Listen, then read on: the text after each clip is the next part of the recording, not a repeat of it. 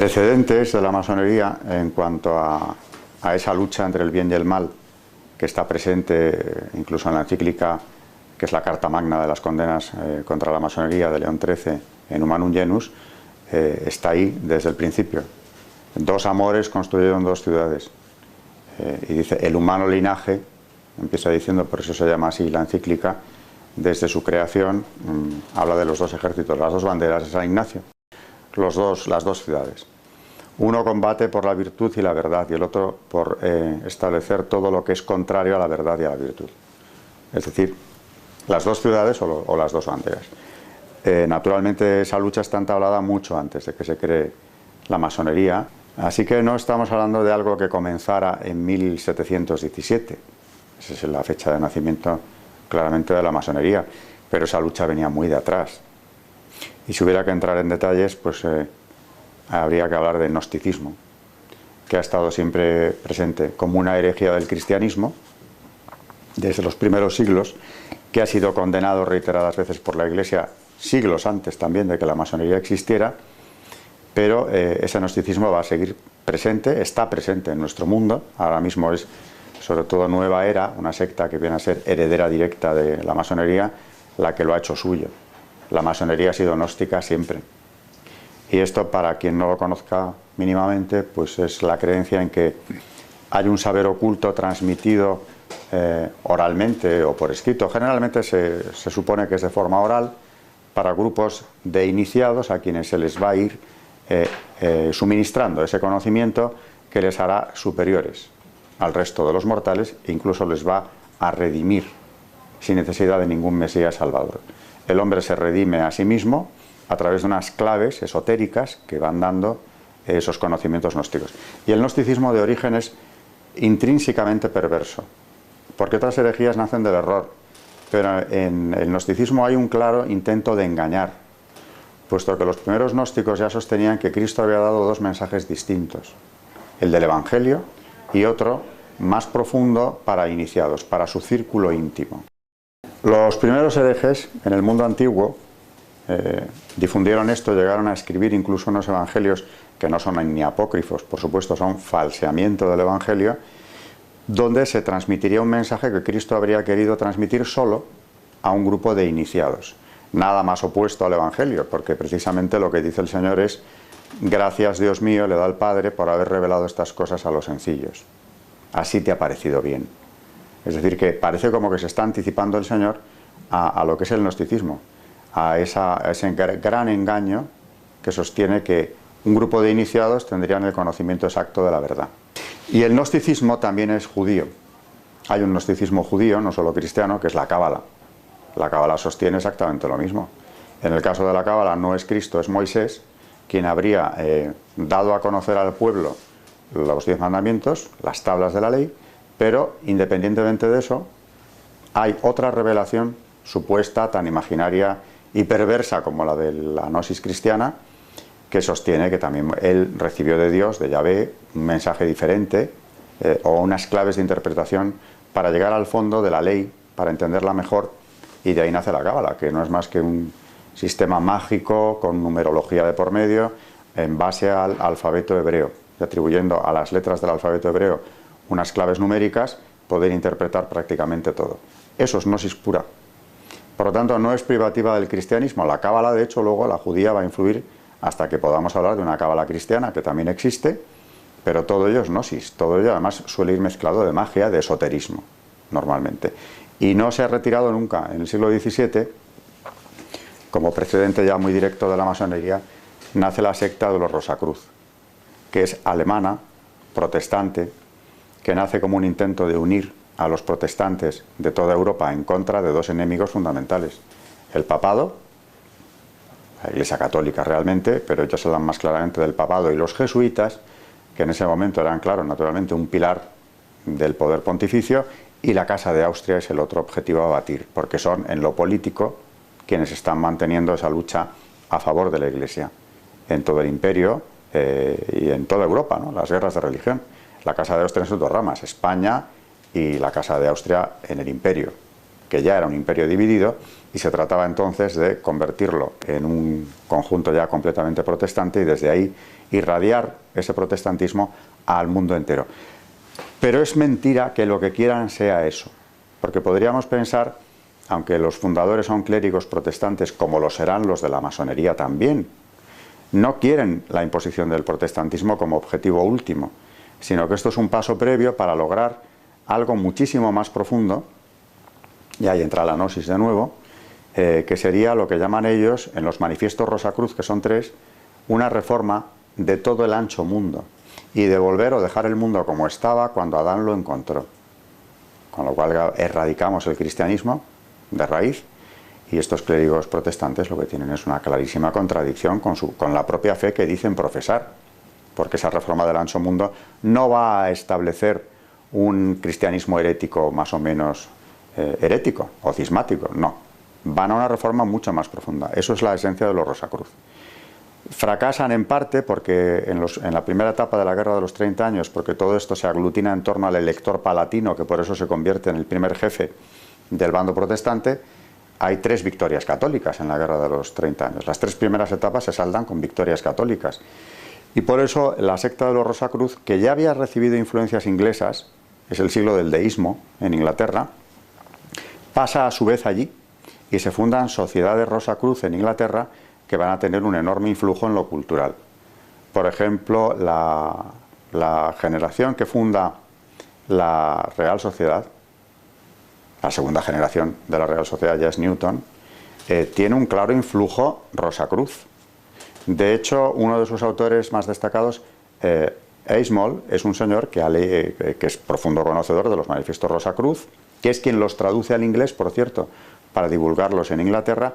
Newton le ha leído, le conoce perfectamente la esencia del movimiento de la secta de los Rosacruz. Y por supuesto luego en la masonería tendrá un influjo directo.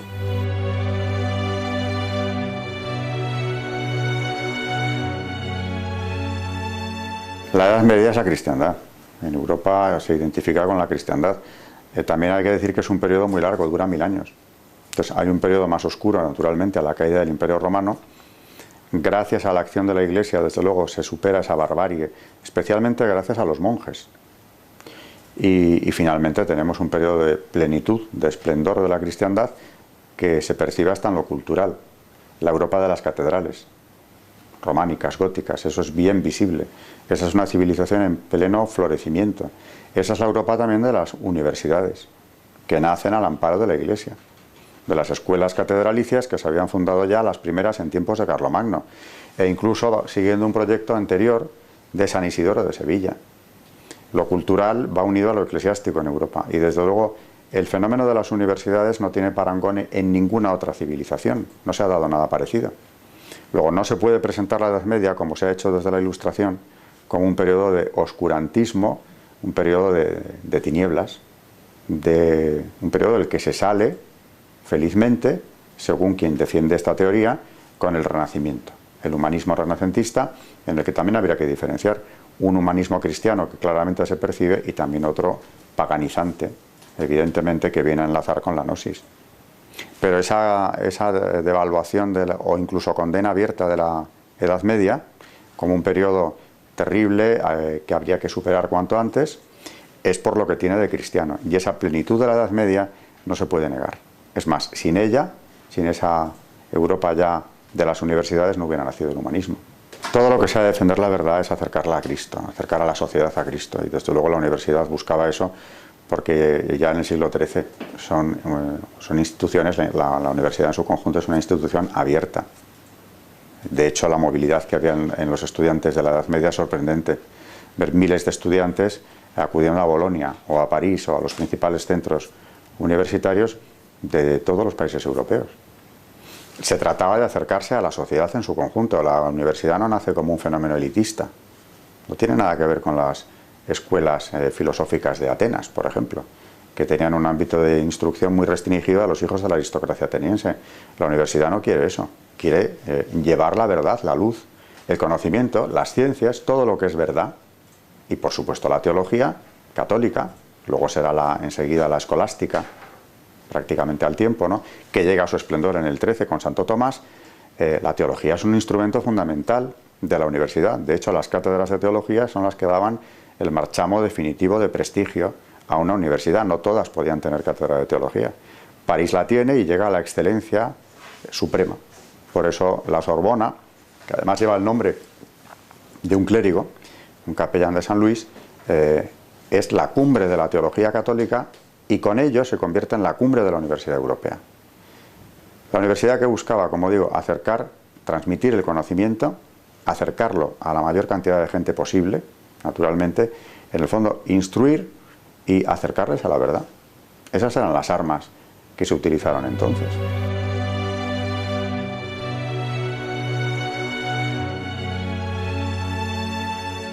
La masonería lleva mucho tiempo imponiendo ya su pensamiento como un paso previo a la consecución de sus fines. Y en eso ha tenido ya victorias resonantes. Desde luego la imposición del pensamiento único, imperante en Occidente hace ya tiempo, fundado en un relativismo indiscutible, que es lo que los papas han calificado de auténtica dictadura, porque lo es, del relativismo, es una gran conquista masónica. Porque desde esa perspectiva relativista, que ya es inamovible en el pensamiento occidental, parece imposible ya defender la verdad. Y esa es una conquista masónica porque la masonería nace con un discurso sincretista en lo religioso. Teóricamente acoge todas las religiones, o todas pueden tener cabida dentro de ella, siempre que se sometan a una serie de dogmas relativistas. Por eso Dios no es Dios, es el gran arquitecto del universo. Es mucho más parecido al ser supremo que triunfa en la Revolución Francesa, en el periodo del Directorio, y antes incluso, en la Convención. Es otra visión de Dios, naturalmente no providente y absolutamente distinto del Dios de la Biblia. Las argumentaciones de los papas, que son muchísimas, hay docenas de documentos del máximo rango, encíclicas de los papas desde Clemente XII, Benedicto XIV, por decir los primeros, ya en el siglo XVIII condenan la secta y hacen una argumentación siempre muy parecida. Y es que la señalan como un foco de disolución para el Estado y para las almas. Es decir, que la señalan como un doble riesgo, por el secretismo, por varios motivos que mencionan expresamente, la señalan como un riesgo para el Estado, para la seguridad del Estado y de la salvación de las almas. Y ya hablan de ese sincretismo, de esa negación de la verdad y de cosas peores que hay detrás también. León XIII, como citándole otra vez, habla, entre otras cosas, del secreto masónico. Sus antecesores ya lo habían hecho también. El secreto masónico es uno de los argumentos para prohibir la pertenencia a la masonería a los católicos. El también tener que obedecer estrategias cuyas últimas finalidades ignoran los adeptos, se está refiriendo, claro, a los de los grados inferiores o medios. Es otra de las motivaciones, porque es instrumentalizar al hombre para unas operaciones políticas o sociales que desconoce realmente en su fin último.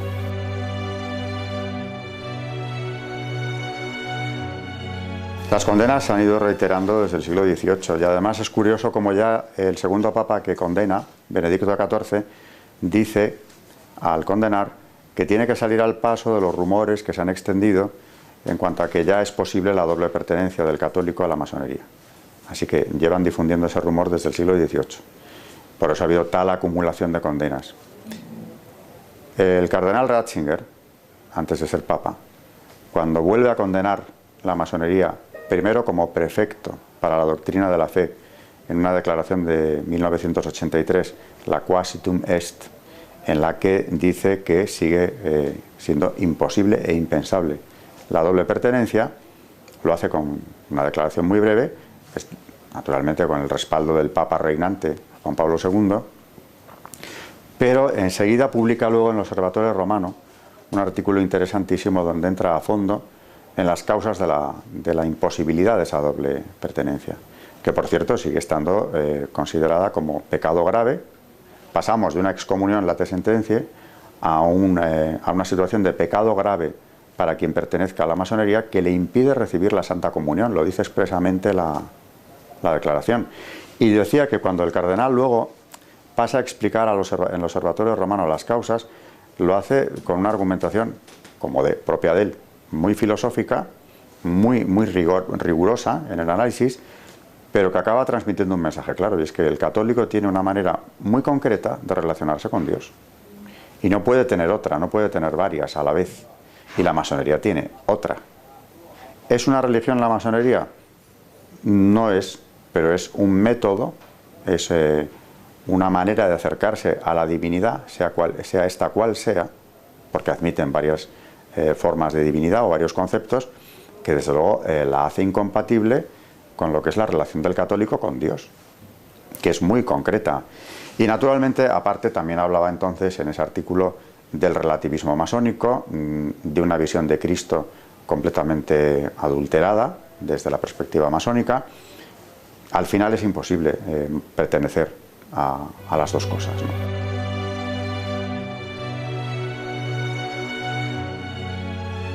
Yo he tenido con masones algún encuentro para mí muy iluminador, en el sentido de que me ha venido a confirmar en algunas cosas que yo había leído en los autores especializados en esto, sobre lo que yo seguía teniendo dudas. Me parecía imposible que en algunos rituales se llevaran a cabo estas profanaciones.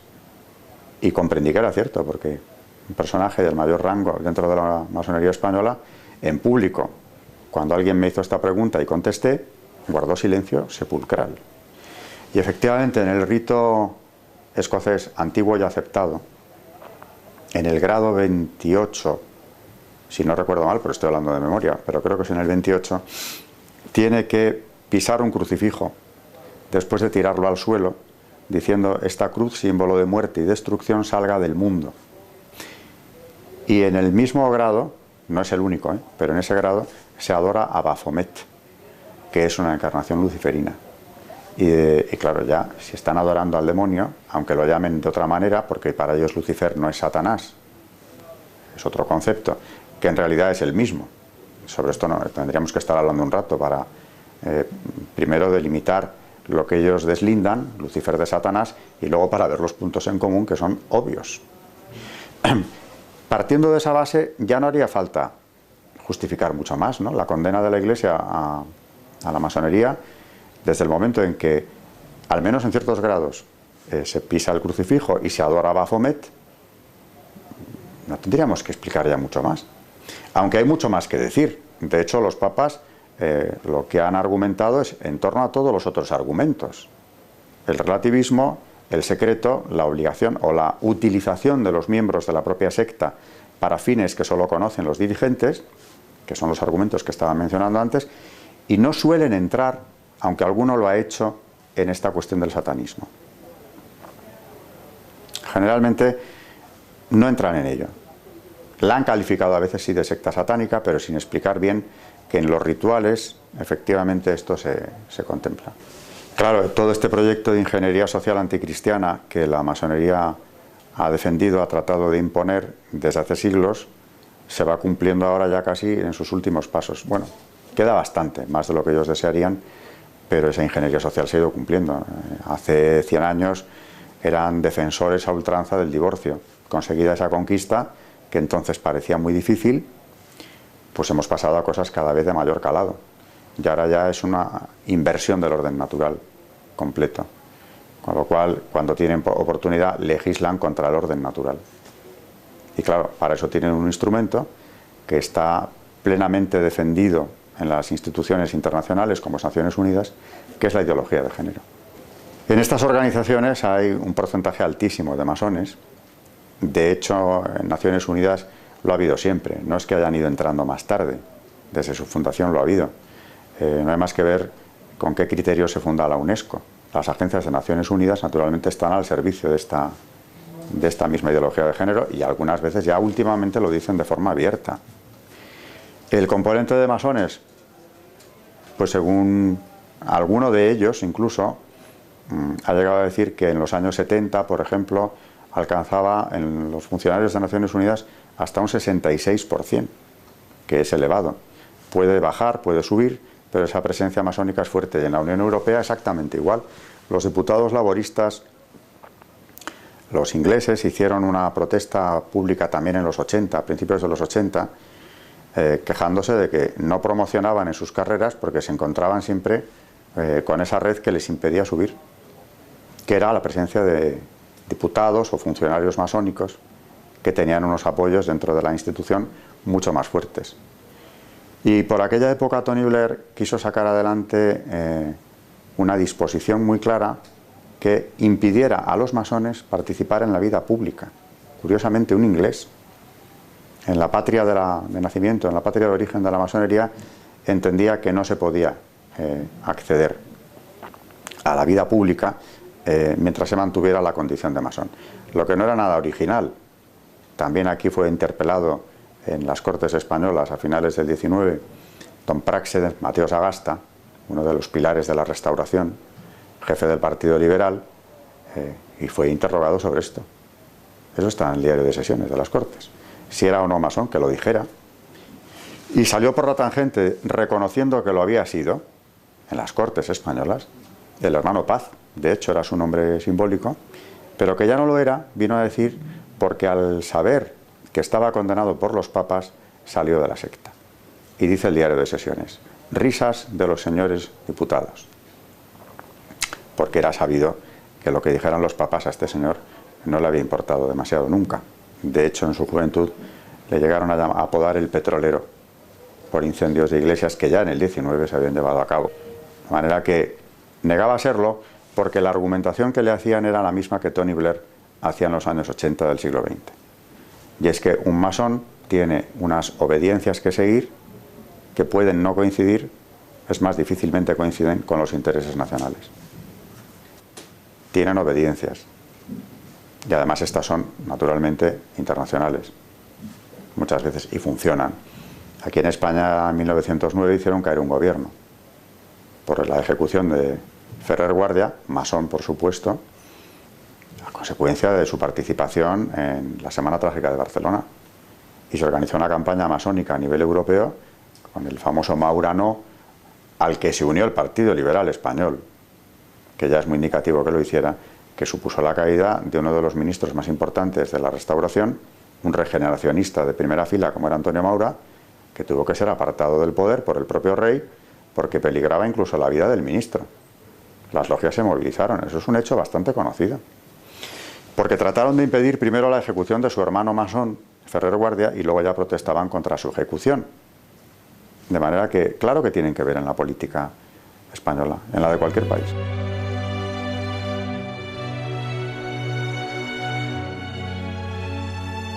Aprovechan situaciones históricas que muchas veces han ayudado a provocar también. La propia Revolución Francesa es hija de la Ilustración, de las ideas de la Ilustración, pero es que en esas ideas y en todo el desarrollo histórico del 18 francés ya la masonería tuvo un peso grande. La Revolución naturalmente fue utilizada. Los primeros pasos que dio fueron precisamente para desmantelar la Iglesia Católica. Los primeros pasos que da. Antes de la Constitución Civil del Clero ya se han expropiado los bienes de la Iglesia. Se han prohibido las órdenes. Y luego ya la Constitución Civil del Clero, que es desmantelarla del todo, creando una Iglesia cismática sometida al poder revolucionario en contra de los sacerdotes refractarios que se negaron a seguir aquello, siguiendo lo que era además ya la decisión del Papa Pío VI, que había dicho que era imposible seguir eso. O sea que cuando han tenido ocasión han participado en revoluciones, bueno, en todas. En las revoluciones liberales están detrás de todas ellas, hasta mediados del 19 claramente. Y cuando triunfan, como ocurre aquí en el trienio liberal, hay persecución religiosa, eso no falla. Y en cuanto a las guerras, las han utilizado también cuando han podido.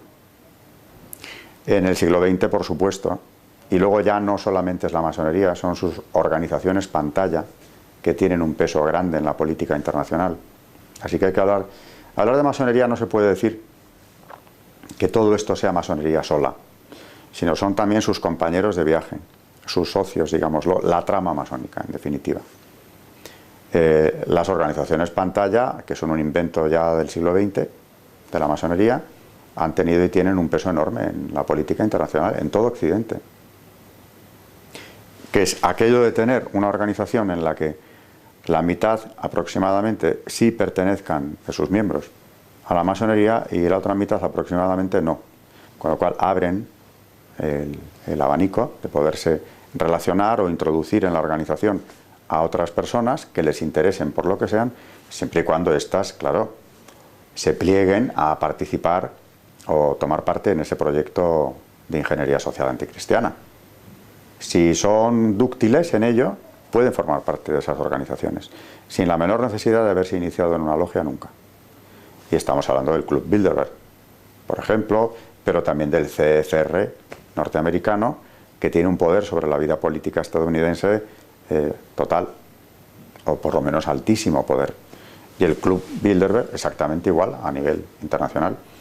Luego hay que ver quién lo funda, quién lo financia, son los mismos, prácticamente, salvando las distancias en el tiempo. El CFR americano se crea ex novo en 1919, pero ya utilizaba a masones de la Tabla Redonda, otra organización pantalla de la masonería anterior, y aprovechando la Conferencia de Paz de Versalles, al finalizar la Primera Guerra Mundial, ya se crea este organismo, que en Inglaterra tiene una variante, pero es el mismo organismo, el Real Instituto, y el CFR es en Estados Unidos. Y el Bilderberg se funda más tarde, ya en los años 50, pero la financiación y los grandes apoyos de un organismo y del otro son los mismos, especialmente destacando la familia Rockefeller, naturalmente, que es una fuente de financiación de estas organizaciones pantalla y que tiene su propia logia en Nueva York. La Gran Logia Rockefeller es una logia la más elitista, por cierto, de orientación esotérica luciferina.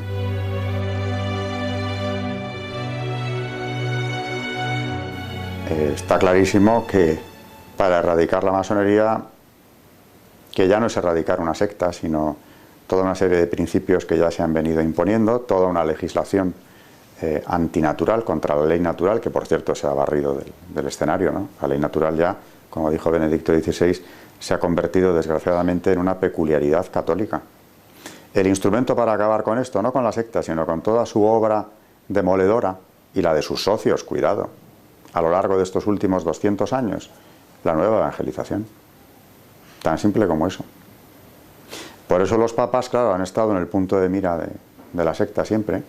Benedicto XVI tuvo que afrontar una campaña mediática terrible, siendo un hombre de paz, siendo un gran intelectual, siendo un verdadero vicario de Cristo, proclamaba la verdad. Y además lo hacía con argumentos contundentes, con toda la sencillez, con toda la caridad del mundo, pero claro, era difícilmente atacable lo que decía Benedicto XVI.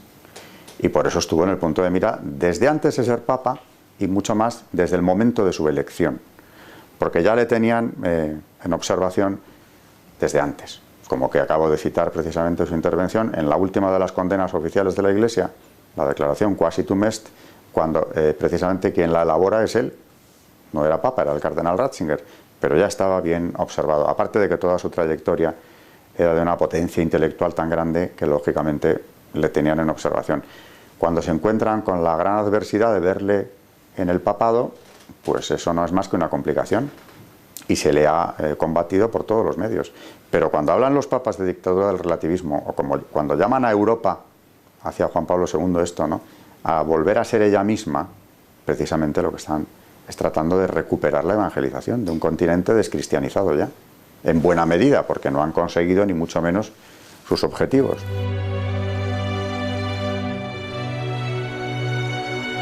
Eso lo han intentado siempre, porque naturalmente es mucho más sencillo acabar con algo si estás en la ciudadela, en el reducto que defiende la institución, que hacerlo desde fuera, de manera externa. Lo intentaron durante todo el siglo XVIII, por eso se persigue y luego se disuelve la Compañía de Jesús. No es una operación exclusivamente masónica, cuidado, tampoco, pero tuvieron parte muy activa los masones en esto. Y una vez demolida la Compañía de Jesús, el papado ya fue una presa fácil. Y aún así, ya en el 18 se dio infiltración, en el 19 más, bastante más, en el 20 va más, es un fenómeno que va más. Probablemente Pablo VI, cuando habló del humo de Satanás, que era perceptible ya dentro de la Iglesia, dijo, por alguna rendija se ha colado el humo de Satanás, estaba hablando de esta infiltración. El mal había entrado, ¿no? Él tuvo conocimiento de una lista publicada por un periódico por un periodista llamado Pecorelli, que lleva su nombre, la lista Pecorelli, donde hacía una relación de clérigos de la Iglesia Católica pertenecientes a la masonería, empezando por Monseñor Bugnini, que estaba también en el punto de mira de varios cardenales por la reforma litúrgica que estaba haciendo en aquel momento. Se le investigó, lo hicieron los carabinieri, y lo que se le va a relucir es que no solo Bugnini, que fue trasladado a la nunciatura de Teherán, que es como si te mandan a la luna, efectivamente, por Pablo VI en cuanto tuvo conocimiento de aquello, sino otros muchos clérigos también. Nunca la Iglesia ha desmentido esa lista. El autor de la lista murió asesinado a tiros en la puerta de su periódico, pero esa lista se ha publicado más de una vez y nunca el Vaticano la ha negado. Luego, si atamos cabos, la lista se publica, no hay desmentido, ya este señor, que era el que encabeza la lista, lo mandan a Teherán y se disuelve su consejo, el que presidía él, eso indica bastante, ¿no? Y por esas fechas se produce la declaración de Pablo VI del humo de Satanás.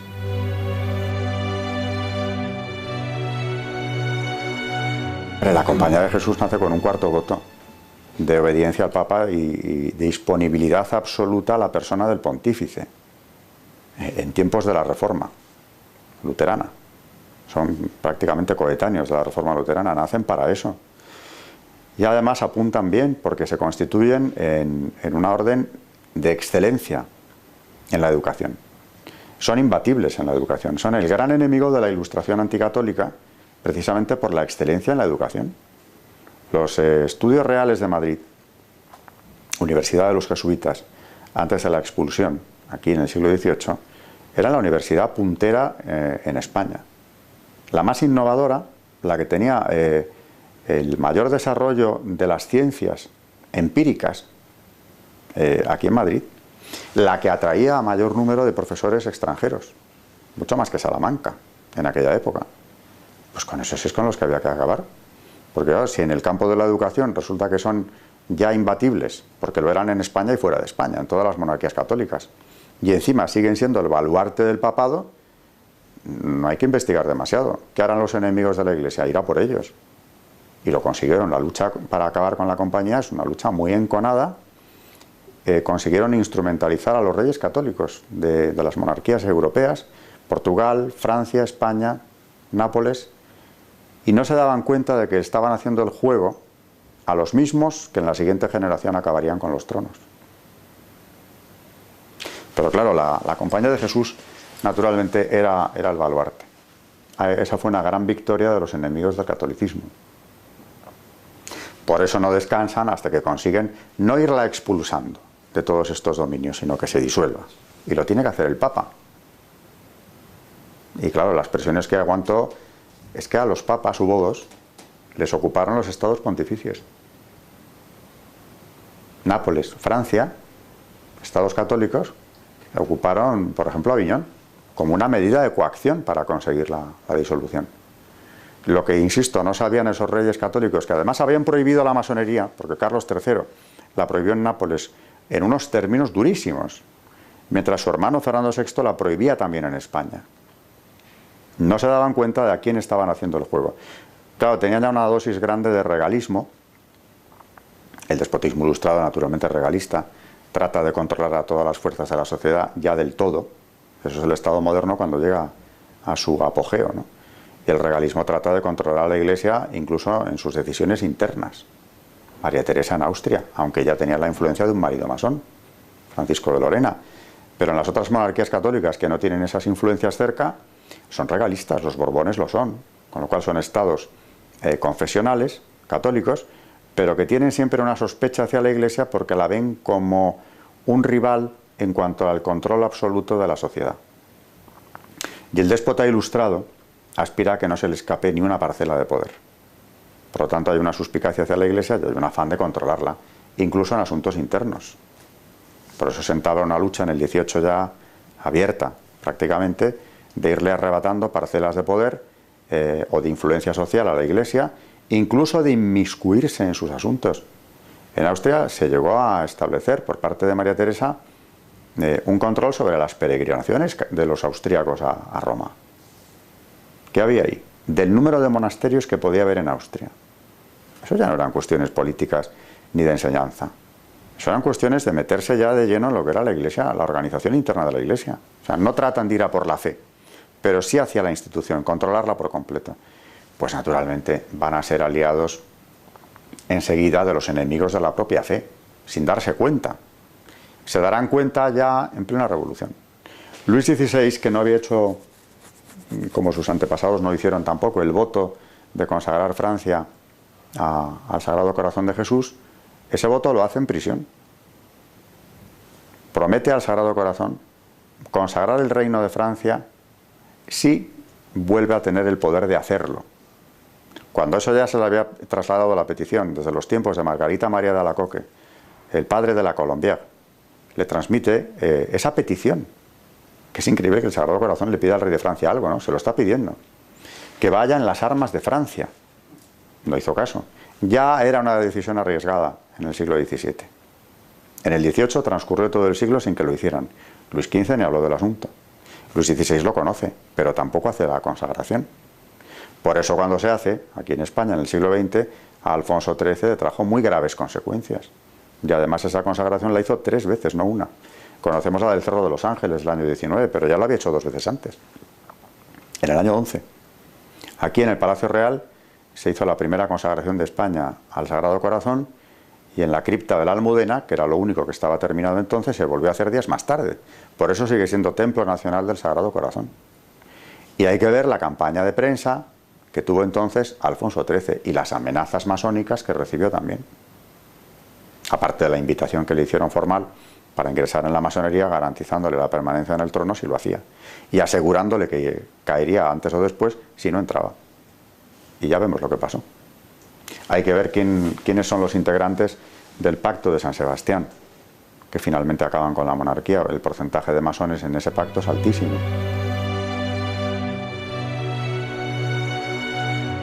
Es decisivo a la hora de propagar lo que es ideología de género.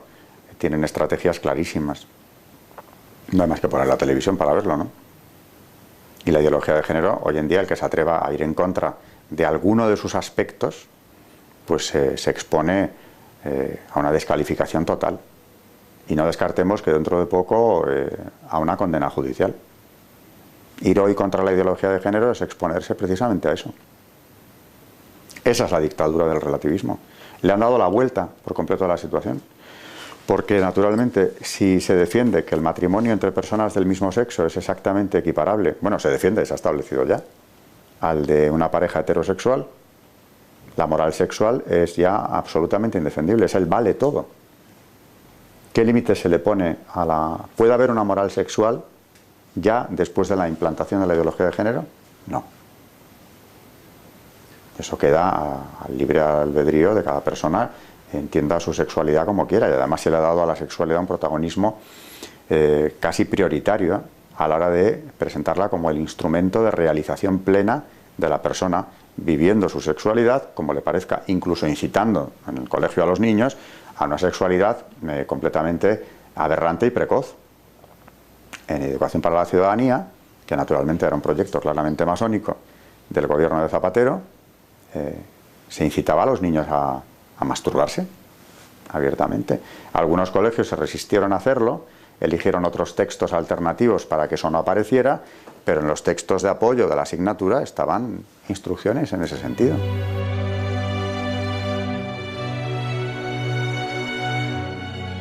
El año pasado, en el mes de mayo, se autorizó una misa satánica en el campus de la Universidad de Harvard. Se suspendió unas horas antes. Estaba autorizada. Hubo una movilización de cristianos, no solo católicos, cristianos en Estados Unidos, muchos de ellos dentro del mundo universitario, que lograron pararlo, pero la argumentación de la rectora de Harvard era plenamente relativista.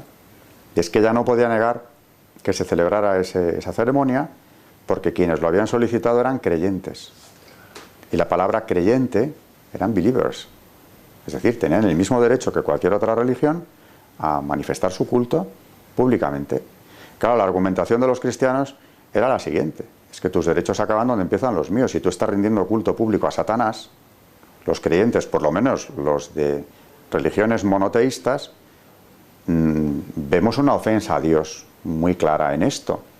Luego, estás entrando en el campo de mis derechos a que se respeten mis creencias. Y afortunadamente lo prohibió unas horas antes. La misa negra se celebró, pero no fue en el campus. En Oklahoma hay un monumento a Baphomet delante del Capitolio, que ahora mismo es el proyecto, el definitivo monumento se establecerá allí en breve, cerca de las tablas de la ley que estaban ya. Es decir, que el culto a lo satánico está saliendo a la superficie, y eso es una conquista plena del relativismo. Ya no cabe más relativismo, ¿no? La ideología de género y el culto satánico son dos ejemplos de que pocos pasos más ya se pueden dar en esa dirección, en cuanto a lo de la dictadura del relativismo.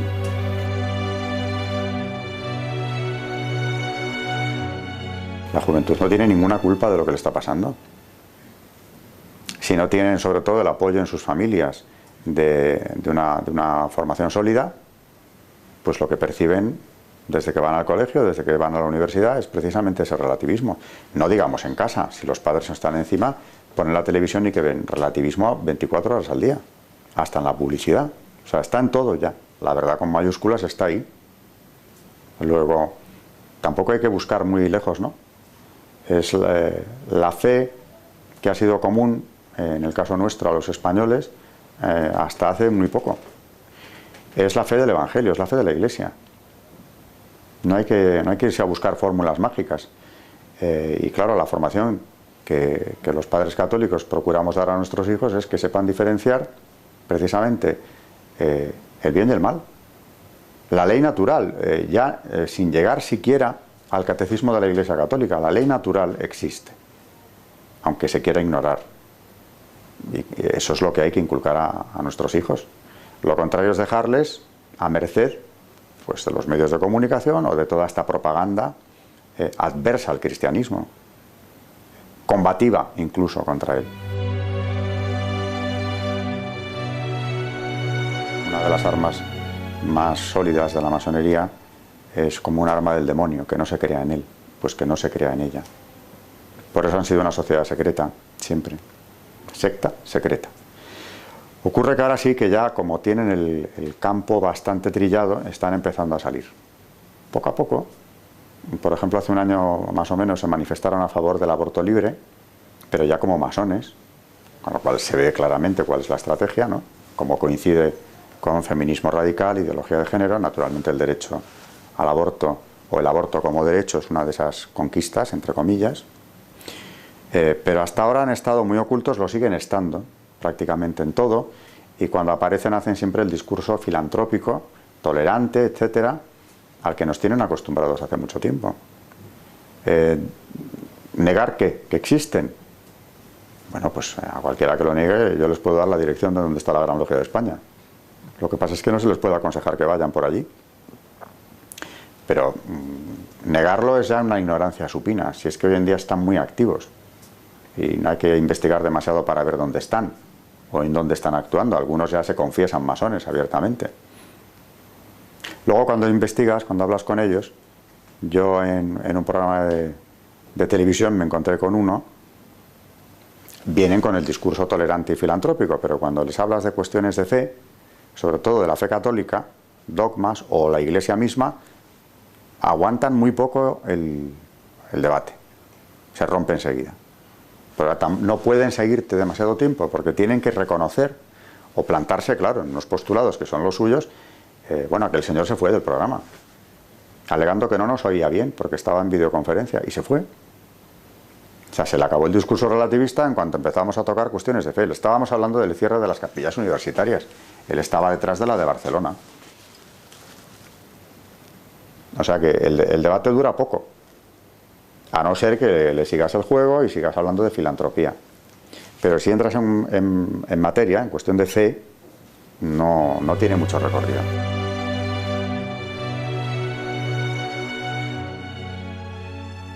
Hay algunas obras muy divulgativas hoy en día, como es por ejemplo la de un masón arrepentido a raíz de una conversión al cristianismo católico o de una vuelta a la fe del cristianismo católico a raíz de un viaje a Lourdes con su mujer. Maurice Queye es un francés que escribe un libro llamado Yo fui masón. Era un médico que practicaba abortos. Le amenazaron de muerte dentro de su propia logia cuando empezó esta evolución, y la dejó.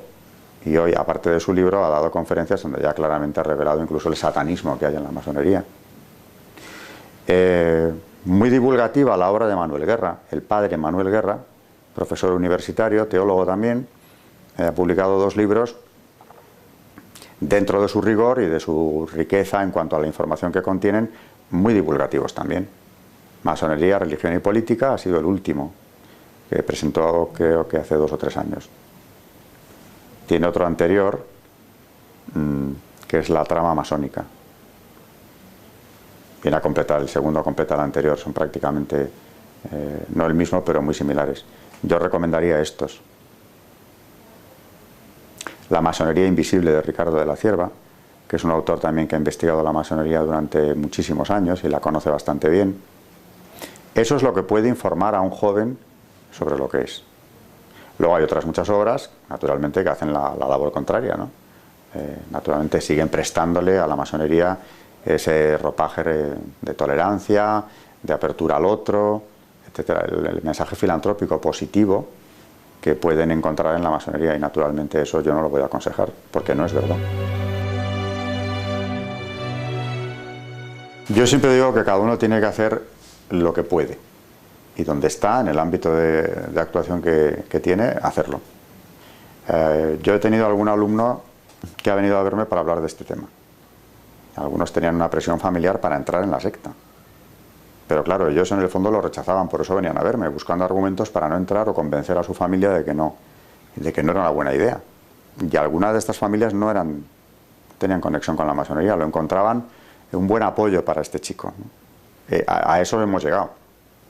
Es decir, la misma familia que le mandó a un colegio religioso y luego a una universidad católica, llegado el momento, piensan que es muy bueno introducirle en la secta. Pero hace poco me escribió un correo un alumno mío que tuve hace tiempo, de estos que también habían venido a verme, en el que me decía que después de aquella conversación, evidentemente él ya estaba muy alertado, pero estaba pensando en entrar él mismo por su propia voluntad en la masonería, y tuvimos una conversación bastante larga en este despacho, en la que terminé aconsejándole que se fuera a rezar ante un sagrario y le pidiese luces ante ese paso que iba a dar. Y no supe más de él, hasta que me escribió hace algún poco tiempo, para decirme que no había entrado y que aquella conversación le había cambiado la vida. Había vuelto a la fe, me decía, con una enorme alegría, y estaba yendo a misa siempre que tenía ocasión, no solo los domingos. Y claro, cuando lees eso, por una persona que te escriba eso, merece la pena haber hablado del tema todo el tiempo que le he dedicado.